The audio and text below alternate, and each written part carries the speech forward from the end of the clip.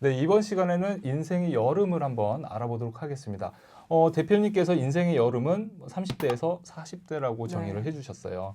근데 이제 3, 40대 하면은 아무래도 이제 내 집 마련이 지상 최대의 목표가 될 수가 있겠는데, 이 책에서는 어떤 전략이 녹아 있나요? 네. 일단은 가장 많이 상담을 받으시는 내용이 뭐냐면 우리가 짜장이냐 짬뽕이냐 이것처럼 전세냐 집을 사야 되냐 그 질문들을 굉장히 많이 해주세요. 이 질문을 당연히 하는 이유는 뭐냐면 자금이 넉넉하면 당연히 집을 그러겠죠. 사시겠죠. 네. 근데 내 자금이 현재 아주 넉넉하지는 않은데 무리를 해서 사야 될 필요가 있나요?에 대한 확답을 좀 받으시고 싶은 경우가 훨씬 더 많아요. 네네. 우리가 이 집을 놓고 봤을 때 물론 최근 약 5년 동안은 신축이라고 하는 혹은 재개발 재건축이라고 하는 기본 요소 때문에 굉장한 상승을 했었고 네. 집을 사지 않으면 안 될 것 같은 이런 분위기가 형성이 됐지만 지금과 같은 약 5년 동안의 그 결과가 아니더라도 지금 우리가 전쟁을 치르고 나서 이 아이들이 정말 엄청나게 태어났던 베이비 부머 세대 때부터 감안을 해보면 즉 50년대에 이 베이비 부머가 태어나서 결혼을 이제 앞다투게 되셨던 게 80년대거든요. 네. 그러면 30세가 딱 됐기 때문에 결혼 정년기가 됐고 그 결혼 정년기가 됐을 때부터 아파트들이 굉장히 많이 필요로 했기 때문에 아파트 이 공화국이라고 하는 그 어떤 신화가 그때부터 시작이 된 네, 거잖아요. 네. 그래서 약 지금 한 40년 동안 아파트도 노후화가 됐고 그런 과정에서 신축이 필요했기 때문에 지금과 같은 러시가 이루어지는 건데 그 40년 동안의 역사를 쭉 놓고 보더라도 아파트는 여전히 주요했고 집을 산다라고 하는 것은 내 돈의 가치를 떨어뜨리지 않는 굉장히 중요한 요소였다라는 거죠. 그러니 지금 집값이 높으냐 낮으냐 보다는 내가 자금이 된다라고 한다면 전세로 살고 있는 것보다는 그래도 집을 마련을 해야 되는 것이 맞더라라는 거죠. 왜냐하면 이 부동산의 가치가 올라가고 있는 것이 아니고요. 돈의 가치가 떨어지고 있다라고 표현하는 게 맞을 것 같습니다. 부동산이 오르는 게 아니라 돈의 가치가 네. 떨어지는 것이다. 왜냐하면 이런 질문들을 하세요. 지금 아파트가 20억을 하는데 네. 이 20억짜리가 30억의 가치가 있느냐. 즉 말하자면 30억까지 가치가 올라갈 게 맞느냐라는 질문들을 굉장히 많이 하세요. 그러면 제가 어떻게 말씀을 드리느냐면 과거의 짜장면 가격이 지금의 자장면 가격과 동일합니까? 그런데 자장면의 가치가 높아진 겁니까? 라는 표현을 하거든요. 그래서 어찌 보면 우리는 이 아파트, 그러니까 아파트로 대변되는 이 부동산이 네. 가치가 올라갔다기보다는 그만큼 인플레와 물가를 반영한 돈의 가치가 떨어졌기 때문에 전세로 살고 있는 건 바보라는 거죠. 그래서 가급적이면 내 집 마련을 하셨으면 좋겠다. 그래서 그거에 대한 거는 명확히 좀 얘기를 해드려야 될 것 같아서 네. 책에서 가급적이면 무조건 내 집 마련을 하셨으면 좋겠다. 그리고 그 기간은 빨랐으면 좋겠다라는 거예요. 지금 솔직히 그 현실 부정적인 그 괴로움에 빠지신 분들이 누가 계시냐면 결혼이 늦으신 분들이에요. 그러니까 결혼이 빨랐던 분들은 어쩔 수 없이 신혼집을 구하신 거예요. 그렇죠. 네. 그래서 뭐 집을 사기도 하고 뭐 이런 과정에서 네네네. 지금 그 가격들이 올라와 있는데 나는 되려 커리어가 훨씬 더 좋아서 좀 결혼을 늦게 하느라 아직 부동산을 사지 않았던 분들이 되려 괴리감을 느끼고 계시는 거죠. 그래서 가급적이면 내가 결혼을 하든 안 하든 간에 네네. 30대 정도가 되면 내가 가용할 수 있는 대출 금액을 끌어서 집을 사시는 게 가장 1순위인 것 같고요. 그 다음 두 번째 어디에 살 거냐인 것 같아요. 그러면 어디에 살 거냐는 제가 얘기 드렸던 지하철처럼 거의 강남역 같은 경우에는 하루 승하차, 즉 타고 네네. 내리는 사람의 인구가 22만 명이에요. 그럼 우리나라에서 가장 많은 네, 규모이군요. 1순위로 가장 많죠. 그래서 이 지하철이 단번에 굉장히 많은 사람들을 실어 나를 건데 그 포인트가 거의 출퇴근이에요. 그렇죠. 네, 그래서 직장, 즉 일자리가 있는 곳과 내가 거주하는 곳의 이 연관 관계를 잘 고려를 하시면 어디에 집값이 오를 건지를 우리는 내다볼 수 있다라는 거죠. 네. 그래서 미리 그런 지하철에 관련된 것들을 지역과 묶어서 미리 내가 공부를 해놨다면 30대의 자금이 됐을 때 그걸 찾느라고 시간을 허비하지 않고 집을 살 수 있는 거니까 30대는 내 집 마련을 해주셨으면 좋겠는 거고요. 네네. 그리고 또 하나는 내 집 마련을 했다면 그 다음부터는 내 자녀의 아까 그 학교 상황 있죠. 즉 초등학교 때까지는 어느 정도 이 학군이 중요하지는 않아요. 그런데 한 3학년쯤이 넘으면 아이들이 자아가 발달을 하기 시작을 하면서 야 너희 집 전세냐? 뭐 이런 말들을 이제 물어보기 시작을 하기 때문에 가급적이면 초등학교 3학년 넘어가는 시점부터는 아이의 어떤 그런 정서적인 부분들 고려를 해서 학군이든 주거 환경들이 고려된 집을 구하셔야 되는 거고요. 네네. 그러면 아마도 거의 3년 주기로 이렇게 집을 한 번씩 갈아타실 수 있을 거예요. 3년 주기. 네, 그러니까 지금 현재 2년 거주 3년 보유라고 하는 비과세 요건이 네네. 좀 있기도 네. 한데 학교들이 대체로 또 이렇게 3년 주기잖아요. 네. 네, 그래서 우리가 가급적 세금을 내지 않고 돈을 세금으로 뺏기지 않고 계속해서 스노우볼을 굴려갈 수 있는 건 비과세 혜택밖에 없거든요. 네. 그래서 3년 주기로 비과세 혜택을 계속 유지하시면서 점프업을 하셔야 된다라는 거죠. 그런 전략을 세우는 게 좋겠다. 네, 그렇죠. 네. 그래서 30대는 내가 그 집을 어느 만큼 계속해서 비과세 혜택을 받으면서 아주 부지런히 옮겨 오셨느냐에 따라서 그걸 하지 않으신 분과 하신 분의 차이가 굉장히 클 거고요. 네. 또 그 과정에서 매매도 좋지만 경매로 하시게 되면 그래도 경매가 5%에서 이제 경기가 좋지 않을 때는 한 15% 정도 싸게는 사실 수 15%. 있어요. 그럼 5% 사람들이 일반 사람들이 들으면 경매로 하는데 5%밖에 네, 차이가 안 나? 네. 이렇게 생각하실 수도 있어요. 네, 근데 맞아요. 그 부분에 대해서는 어떻게 생각하시나요? 보통 이렇게 얘기를 드려요. 지금과 같이 상승장일 때는 5% 정도가 가장 맥스입니다. 그리고 우리가 봤을 때 야 이거 아파트 부동산 사면 안 되지 않아? 라고 할 정도로 시장의 분위기가 침체돼 있을 때가 맥스로 떨어지는 게 30%예요. 70% 이하로는 떨어지지 않습니다. 그러니까 이제 네. 시장 상황이 안 좋을 때 30% 차익을 얻을 수 있는 거고 지금 네. 같을 때는 5% 정도 차익을 네. 얻을 수가 있다. 자, 그런데 워낙에 거래 금액이 크다 보니까 만약에 저희가 10억짜리라고 감안을 하면 5%더라도 5천인 거고요. 그렇죠. 만약에 6억 정도라고 한다면 한 3천 정도가 되는 거예요. 그래서 그거 산다고 제가 부동산을 뭐 경매로 살 필요가 있나요? 라고 얘기하시지만 그 비용만큼이 인테리어 비용이라고 생각하시면 되세요. 인테리어 비용으로. 네네.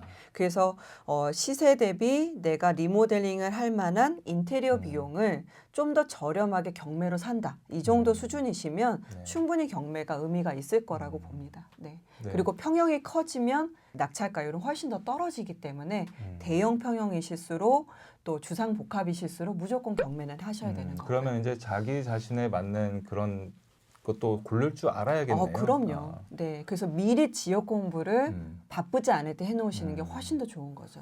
물론 이제 지금 보시는 분들은 이제 20대가 이제 그냥 그렇게 지나가실 분들이 네, 이제 네. 많이 있을 텐데 뭐 지금이라도 우리가 관심을 네, 갖고 늦지 그렇게 전략을 않았습니다. 계속 네. 세우길 바란다라는 뜻이고. 네, 적어도 그런 지역 공부를 하시는 거는 한 3개월 정도면 네. 좀 부지런히만 하시면 한 3개월 정도면 다 꿰실 수 있어요. 그리고 나서 나의 자금 상황과 내가 어디로 출퇴근하지? 그리고 내 아이가 지금 어느 정도의 그 학교 레벨에 있지라는 걸 고려하셔서 적정한 수준을 찾으시다 보면 분명히 저평가된 아파트를 찾으실 수가 있는 네. 거죠. 네. 자, 그리고 이제 30대라 하더라도 이제 내 집 마련도 중요하지만 네. 내 집 마련보다는 뭔가 좀 공격적인 투자를 하고 싶다. 뭐 이렇게 생각하시는 분들도 꽤 있을 텐데. 네, 맞습니다. 만약 이제 네. 그런 전략을 세우시는 분들이라면 어떻게 접근하는 게 좋을까요? 주거로 좀 시작을 하셨으면 좋겠어요. 네. 네. 보통 이제 우리가 부동산을 얘기를 할 때 세 개 축으로 나누죠. 토지, 주거, 상가인데 네, 네. 어쨌든 토지는 모든 부동산의 근간이 되는 애고 그 위에 건물이 지어져서 주거로 쓰일 것이냐, 상가로 쓰일 것이냐인데 아무래도 일반인 분들은 상가를 좀 어려워하세요. 상권이라든지 이런 속성들을 다 이해하실 맞아요. 수는 없기 어렵죠. 때문에 가장 실패를 줄이는 방법은 내가 잘 아는 것부터 시작을 하는 거거든요. 그러면 주거로부터 해야 되겠네요. 근데 대부분 지금 70%가 아파트가 지어져 있다 보니 아파트로부터 시작을 하셔도 좋고요. 네. 요때는 소액이시라고 한다면 빌라도 나쁘진 않습니다. 그래서 빌라 투자를 좀 이렇게 연습하시면서 오시면 좋겠어요. 그러면 왜 빌라를 우리는 하느냐면 솔직히 빌라는 상승률이 아주 긴 구간을 놓고 보더라도 한 5%밖에는 안 돼요. 가장 아마 주거 상품들 중에서 오피스텔 다음으로 아마 상승 여력이 좀 없는 애일 겁니다. 아, 오피스텔 다음으로요? 네네네. 아. 오피스텔은 거의 없다라고 그렇죠. 보시면 네. 되고 그 다음에 소폭 있는 게 빌라예요. 빌라. 예, 만약에 아파트가 한 7에서 최근 5년 동안에 20% 정도 구간이었으니까 굉장히 큰 편인데 네네. 빌라는 평균치를 놓고 보더라도 3%에서 5% 정도밖에 되지는 않아요. 음. 그러면 야 이거 상승했다고 봐야 돼? 음. 솔직히 물가 상승률을 반영을 하면 거의 상승이 없었던 게 빌라거든요. 네. 근데 왜 빌라 투자를 하라고 하느냐? 그 전략은 경매를 섞으시면 가능해져요. 아파트는 대형 건설사가 짓기 때문에 정해진 그 포맷, 그 말하자면 정해진 자재에 정해진 네, 평면도를 쓰고 그렇죠. 있어요. 네네. 그러니까 품질이 굉장히 균일한 거죠. 음. 그리고 뭐 실거래가라든지 이런 자료들이 굉장히 잘 정리가 되어 있기 때문에 우리 경매하는 사람들 사이에서도 정보가 많아지는 것이 과연 좋은 것이냐 그 얘기들을 많이 하잖아요. 정보가 오히려 비대칭이었을 때 훨씬 더 돈을 벌 수 있는 기회가 많아. 그렇죠. 부동산은 정보 싸움이죠. 네, 맞죠. 그래서 지금처럼 이렇게 정보가 많을 때는 솔직히 경매의 권리 분석상의 어떤 이런 것만으로는 추가적인 수익을 얻기는 좀 어려워요. 그래서 아까 인테리어라고 하는 요소를 더 넣으면 좋다라고 말씀드린 게 네. 권리 분석에서 한 몇 프로밖에 못 가져온다면 빌라는 획일화돼 있지 않거든요. 굉장히 다양한 평면도와 또 이걸 그 좀 이렇게 뭐 인테리어 하시던 분들이 네. 뭐 혹은 뭐 벽돌 쌓으시던 분들이 이런 분들이 집을 지으신 것들이 많다 보니까 굉장히 포맷이 다양합니다. 그렇다 보니 낙찰가율도 훨씬 떨어지는 거죠.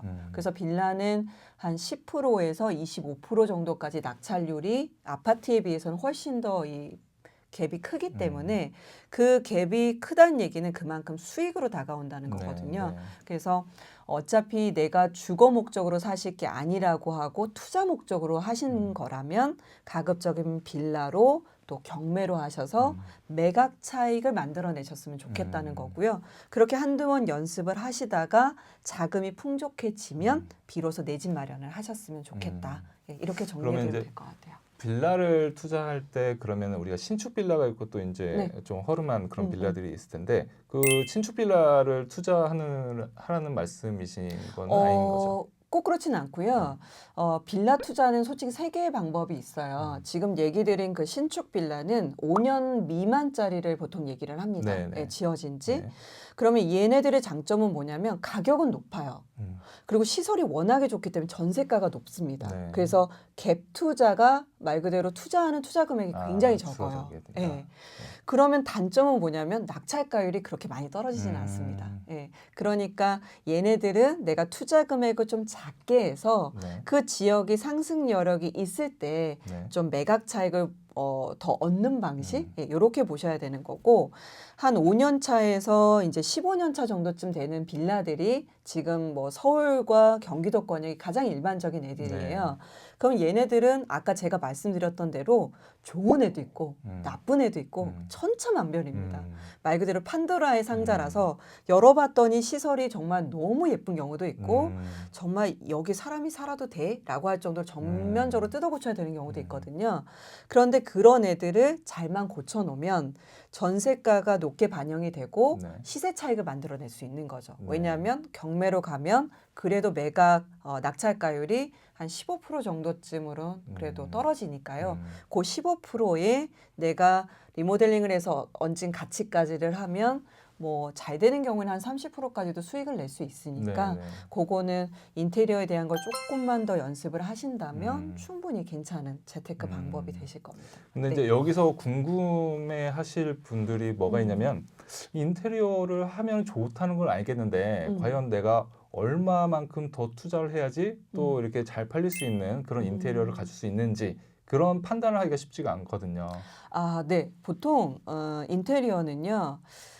아파트는 많이 하시면 안 돼요. 아파트는 뭐 내가 팔려고 하는 매가에 반영된 인테리어 비용이 거의 인정을 못 받습니다. 그래서 안 하셔야 되고 빌라는 아까 말씀드린 대로 누가 봐도 깨끗하지 않은데 그걸 깨끗하게 콤팩트를 칠해서 예쁘게 피부를 정리해 준 정도의 느낌. 네네. 예, 그래서 뭐 만약에 뭐 인테리어 단가를 보통 물어보실 때 평당 도대체 얼마예요? 많이들 그렇게 물어보잖아요. 예, 그 얘기 네. 정말 많이 하세요. 네. 그러면 인테리어 분들은 그럼 평당가는 없어요. 라는 얘기들을 많이 해요. 근데 제가 한 22년 차 정도 되다 보니까 이게 기본 바닥, 도배, 그리고 뭐 페인트 약간 뭐 이런 정도를 정말 아까 말씀드린 대로 지저분했던 걸 깨끗하게 보완하는 정도는 평당 한 30에서 40만 원 정도로 책정하시면 돼요. 그러니까 만약에 빌라가 실평 한 10평짜리라고 한다면 그러면 한 300에서 400 정도. 네. 근데 워낙에 작으면 한 500 정도를 책정을 하면 되는 거고요. 거기서 좀 더 가야 되는 게 뭐냐면 화장실을 고치거나 주방 싱크대를 조금 고치거나 요게 이제 조금 더 레벨이 높은 거예요. 그건 한 70만 원 정도 생각을 하시면 70. 돼요. 예. 20평대 그냥 아파트를 만약에 고친다고 한다면 2014니까 한 1,400, 1,500 정도가 들어가는 거죠. 그런데 샤시까지 고쳐야 돼. 그리고 나는 아트월이랑 뭘 좀 예쁘게 하고 싶어. 그럼 그 다음부터는 한 100선이라고 생각을 하시면 돼요. 예. 그래서 우리가 빌라 같은 거 정도는 한 500에서 1,000만 원 정도쯤만 넣으시는 게 좋고요. 그 이상을 넣으시는 건 조금 과합니다. 예. 그래서 우선순위를 정하는 거죠. 금액은 미리 정해놓고 이거를 그 범위 내에서 더 중요하고 더 극적으로 효과를 낼 수 있는 것만 고치셔야 되는 게 정답이라고 보시면 될 것 같아요. 그러면 경매로 우리가 할 때 내부를 보기가 힘들잖아요. 네, 맞습니다. 그죠? 네. 그러면 이제 우리가 일단 들어가기 전에 뭐 시설이 깔끔할 수도 있고 정말 허름할 수도 있는데 기본적으로 그 정도 금액은 감안을 하고 들어가는 네, 게 맞습니다. 낫겠네요. 네, 그래서 아까 아파트에서도 그 낙찰가율 좀 떨어지는 게 인테리어 비용이라고 생각하시면 돼요라고 말씀을 드렸잖아요. 빌라는 더더욱이 판도라의 상자예요. 그냥 열어보기 전까지는 몰라요. 네. 그렇기 때문에 가급적 외관이나 내관 혹은 이제 베란다를 통해서 들여다본 안의 모습을 추정을 해서 크게 문제가 없겠는지만 체크를 하고 나머지는 모두 다 고친다는 전제 하에 입찰가를 책정을 하셔야 되는 거죠. 자, 그러다 보니 실수요자하고 입찰에 붙으시게 되면 이제 거의 매각 차익이 나지 않는 구간까지 가시기 때문에 이제 그거는 조금 조율을 해봐야 되겠죠. 네. 그 책에서 보면은 주거 시설을 낙찰을 받으셔가지고 이 카페로 변신시키는 그런 사례가 나오더라고요. 네네. 그때 상황 잠깐 뭐 재미있는 에피소드가 있었는지 뭐 그런 거 없었을까요? 그 사례는 이제 워낙에 이제 그 가구 회사를 운영하시는 분이 이제 카페로 바꾼 거라서 일반적인 사례가 아니기 때문에 그거 말고 이제 그 다른 거를 좀 설명을 드리자면 보통은 이제 그 우리가 인테리어를 뭔가를 할 때 내부를 고치는 경우가 있고 외부를 고치는 경우가 있어요. 이 안에를 고치는 걸 인테리어라고 하고 이제 건물 외관을 고치는 것을 익스테리어라고 얘기를 하는데 가급적이면 인테리어보다는 익스테리어, 지금 바깥의 거를 고쳐주는 게 훨씬 더 효과가 큽니다. 그래서 지금 뭐 주거도 얘기를 하시지만 보통 우리가 상가 투자를 할 때도 외관을 건드리면 훨씬 더 좋은 애들이 있어요. 그런 요소들이 뭐가 있을까요? 외관을 건드리면 더 좋아진다. 그냥 상가예요. 1층 상가에 좀 확 고치면 예뻐질 만한 거. 글쎄요. 제가 어려운 질문을 드렸나요? 가장 효과적인 게 데크예요. 데크. 네. 그 다음에 어닝. 그래서 보통 이제 데크도 내 상가를 좀 확장시켜주는 효과가 있고요. 어닝도 그냥 아무것도 없었는데 모자 챙을 쓰는 것처럼 내 상권을 쫙 연장시켜주는 거거든요. 근데 이런 시설들은 솔직히 임차인들이 해야 되는 시설이지만 이 비용을 상당히 부담스러워하고 좀 어려워하시는 경우들이 있어요. 그런데 그런 시설을 미리 낙찰받은 사람이 이제 해놓으시게 되면 어쨌든 그 임차가 들어오시는 분들에게도 되게 좋고 그 다음에 왜 이런 거 있죠. 미리 뭔가 연상이 되게끔 꾸며놓는 거예요. 그럼 어닝이 있고 데크가 있고 그러면 누가 봐도 저기다 카페를 하면 참 좋겠는데 아니면 저기 미용실을 차리면 참 예쁘겠는데 아니면 내가 저기 가서 옷을 팔면 되게 좋겠는데 하고 연상이 되는 거죠. 그런데 그게 아무것도 없는 상가, 아무것도 없는 빌라는 내가 스스로 꿈을 꾸고 그림을 그려야 하기 때문에 예뻐 보이지 않는 거예요. 그래서 뭔가 주택을 고치던 그 외관을 고치던 누군가가 상상할 수 있을 정도만 고쳐 놓으시는 거예요. 또 완벽하게 고치면 난 저 시설이 불필요한데 라고 해서 또 철거 비용이 돼버리시기 네네. 때문에 누구에게나 필요하면서도 예뻐 보일 수 있는 정도만 고치는 거 이게 가장 그 키포인트라고 네, 보시면 될 것 네. 같아요. 근데 제가 개인적으로 이거는 개인적으로 궁금한 부분인데요. 이렇게 이제 데크를 설치하거나 그러면 이게 건축법상 뭐 위반 건축물이 되거나 이런 거 제한은 없나요? 당연히 있죠. 네. 네, 그래서 보통은 이제 아는 만큼 보인단 말을 제가 좋아한다고 말씀드렸잖아요. 네. 보통은 이제 내 토지 경계선으로부터 네. 보통은 1m 정도 후퇴해서 건물을 짓도록 되어 있어요. 네네. 그러니까 가급적이면 상업지역이 아닌 이상은 1m의 폭이 생기는 거죠. 네. 그래서 그곳에 보통 이제 데크를 내시는 경우가 일반적이고요. 그 다음이 이제 토지 경계를 넘어서서 인도가 있고 도로가 있는데 그 도로 경계석이라고 하는 데까지 좀 침범해서 놓으시는 경우들이 있어요. 그다음에 하나 조심하실 거는 분명히 공간이 넓은데 왜 이 공간이 넓지? 1m가 아니고 더 넓은 경우가 있어요. 그런 경우에는 주차 공간이 배정이 되어 있는 경우가 있어요. 근데 이게 흰색 페인트로 표시가 돼 있는데 시간이 지나서 지워지다 보니까 주차장인지 모르시는 경우가 많은 거죠. 그래서 건축물 대장상의 도면에는 이 주차 공간이 있는데 그거를 데크로 만들어 버리면 보통 옆에 있는 분들이 찌르십니다. 네, 그래서 요즘은 데크를 내더라도 네. 이 조립식으로 해서 네. 얼마든지 철거했다가 다시 설치할 수 있도록. 어차피 데크는 한 5월 달에서 11월 달 정도까지만 필요한 그렇죠. 거기기 때문에 네. 보통들은 이제 위반되는 요소가 있더라도 그걸 피하시기 위해서 네. 조립식으로 하고 계십니다. 좋은 네. 팁 감사드립니다. 네. 자, 그러면은 우리가 이제 여름까지 봤는데요. 이 30대를 위해서 좀 재테크 전략을 간략하게 정리 한번 해주시겠어요? 네, 가급적이면 전세보다는 집을 구입하셨으면 좋겠고 비과세 혜택을 누리시면서 집을 여러 번 갈아타셨으면 좋겠어요. 그리고 그 자금 중에 여유가 되신다면 이제 상가 투자로 조금씩 수익을 내면서 이제 교육비가 발생할 때 이 월세를 충당할 수 있는 정도로만 살짝 보완해 주시면 가장 좋은 그 시나리오가 아닐까 싶습니다. 네. 네, 감사드립니다. 자, 그러면 이제 다음에는 인생의 가을로 한번 넘어가 보도록 하겠습니다.